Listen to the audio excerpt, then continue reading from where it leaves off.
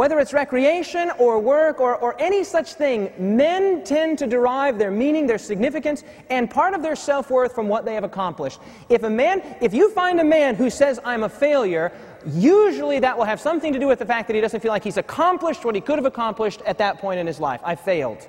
Or if a man has succeeded, oh, that man, he's got his own business. Oh, he has his own business with 300 employees. They do, $2.4 million in business a year. Oh, he's a success. Now, what about Eve?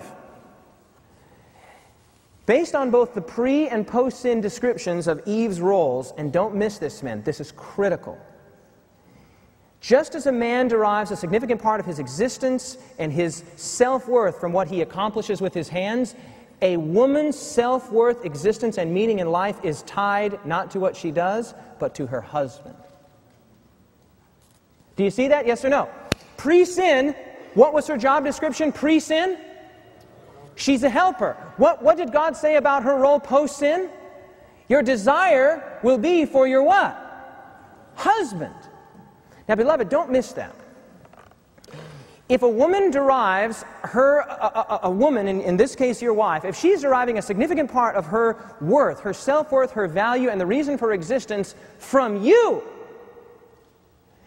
and that is not going well, or you're working too much, or you're an absentee husband and an absentee father, if her meaning for life and existence for life and reason for existence is tied up with you, this is going to be very determinative for how your relationship will work itself out on a day-to-day basis. Because here's the thing, friends. I'm not going to like this very much. I'm going to say it anyway. If a marriage is falling apart, I get myself into trouble when I tell this to men, but I'm going to say it anyway. If a marriage is falling apart, it is always at least 60% the man's fault. Now, I'll put an asterisk there and say, in the rare occasion such is not the case. The rare occasion, less than 1 in 1,000. I want to repeat it. If a marriage is falling apart, it is at least 60% the man's fault. Usually more. Now, you're sitting there thinking, perhaps, this preacher is crazy. He doesn't know my wife. Right? If he knew my wife, he would change that silly theory of his in 2 seconds flat.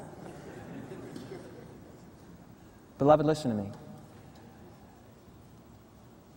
Your wife is taking cues from you. You hear me? If a marriage has fallen apart, it is largely because a man has not created the spiritual, familial environment in which a woman can feel safe and secure in that marriage. Amen. Now that stings a little bit. I'm not here to discourage you. Why is that? Why is it the case that it is primarily the man's fault whenever a marriage falls apart? It's because the woman's self-worth, not entirely, but largely, is tied up with you, with who you are. If you create a good environment, you'll have a good marriage. Period. Are there exceptions to that? Sure.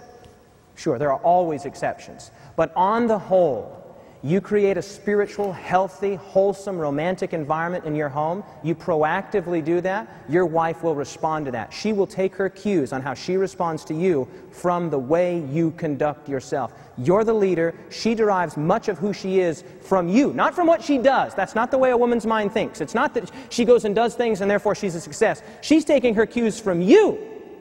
If you set the tone, she will follow. You set a negative tone, she will follow, and then you have problems. Are you hearing me, yes or no? Yes. Now, beloved, just understanding that one difference. You can literally remove a woman's reason for existence. You can shatter her entire world by being a workaholic. Right? You can shatter your wife's entire world by spending more time with your friends than with her. Right? There's not a man on the planet, probably, that doesn't have that wrestling tension sometimes with his wife about time with the guys or time with you, time with the guys or time with you. And that's always hard for us to understand. But friends, it's not hard to understand if we can begin to remember that you are the whole reason, the whole, I don't want to speak here in overgeneralizations, but I'm going to speak that way just so we can get the point into our minds. You are a significant part of the reason that your wife exists. She's taking her cues from you, and if she feels like she is just the caboose in your marriage, if she is just a part of your life, and you are the whole reason for hers, this will crush her out. Are we on the same page, yes or no? You are the engine that drives her life, her reason for existence. She is taking her cues from you, and if your wife feels like she is only one part of your life, one helping among the salad bar, then she'll feel crushed out, and you will have an unhappy marriage. Friends, if you have an unhappy wife, you'll have an unhappy marriage. Think about it this way.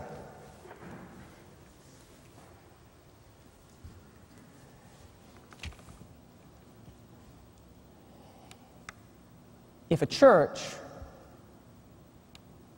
goes into apostasy, say your church, and your church goes into apostasy because your unfaithful pastor is preaching apostasy, will God hold the church responsible, yes or no?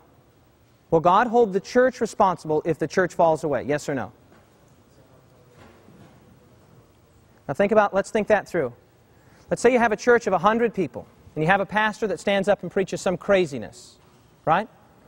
And let's say that 70 members in that church fall away and go after the pastor's nonsense. Will God hold those 70 members accountable for going after the pastor's nonsense, yes or no? Come on, beloved, of course. Why? Because every one of those 70 has a brain and a Bible that can think for themselves. They don't have to go along with what some charismatic leader says. Does God hold them responsible? Yes. But who does He hold more responsible? The leader. Now, if we as men can say with almost unanimity here, with what would no doubt be unanimity, if we can say here that in that circumstance, the pastor is more accountable than the parishioners. Are the parishioners accountable? We all say what? Yes, but who's more accountable? The pastor. And we say, well, why? That's not fair. How come the pastor's more accountable? Because he's the leader.